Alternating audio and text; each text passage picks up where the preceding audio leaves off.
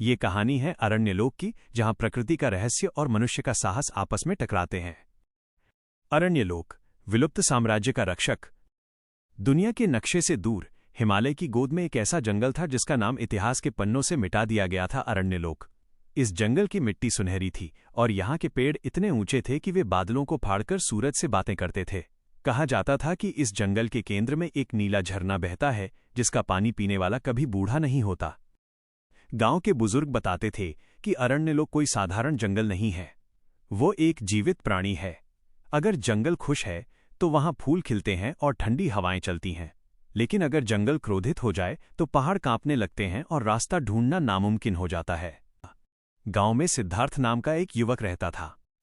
सिद्धार्थ की आंखों में हमेशा एक सवाल रहता था। जहां दूसरे लड़के शिकार और लकड़ी काटने के लिए जंगल जाते थे, सिद्धार्थ वहां की जड़ी बूटियों और पक्षियों की बोलियों का अध्ययन करता था। एक दिन सिद्धार्थ को अपनी स्वर्गीय मां के पुराने संदूक में एक नक्शा मिला। वो नक्शा अरण्यलोक के सबसे गहरे हिस्से की ओर इशारा कर रहा था, जहां एक पवित्र बीज, द सेलेस्टियल सीड, के बारे में लिखा था। नक्शे के नीचे एक चेतावनी लिखी थी, जो लालच लेकर जाएगा वो पत्थर बन जाएगा, जो प्रेम लेकर जाएगा वो रक्षक कहलाएगा। सिद्धार्थ ने अपनी झोली उठाई, थोड़ा सा सत्तू और पानी लिया और निकल पड़ा उस सफर पर जहां से आज तक कोई लौटकर नहीं आया था। जैसे ही उसने अरण्यलोक की सीमा पार की, उसे महसूस हुआ कि तापमान अचानक गिर गया है। पेड़ों की पत्तियां आपस में फुसफुसा रही थीं।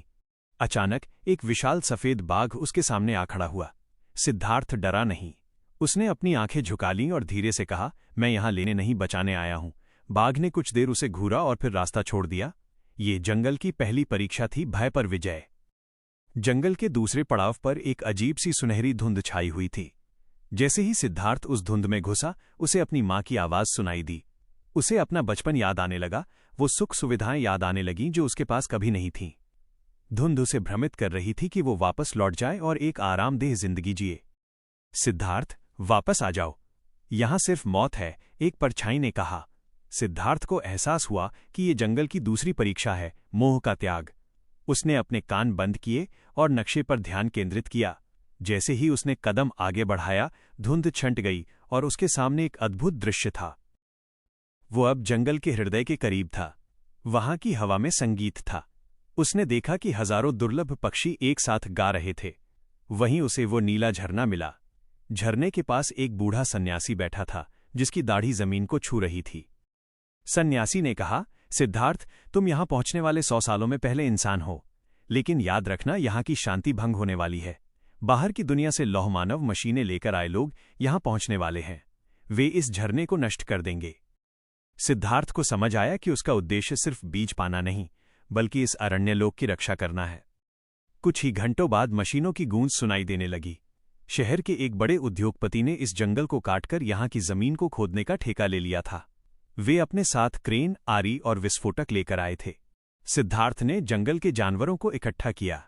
उसने सफेद बाघ, विशाल हाथियों और यहां तक कि नन्हे मधुमक्खियों को भी एकजुट किया। ये हमारा घर है, उसने चिल्लाकर कहा। अगर आज हम नहीं लड़े तो कल कोई पेड़ नहीं बचेगा।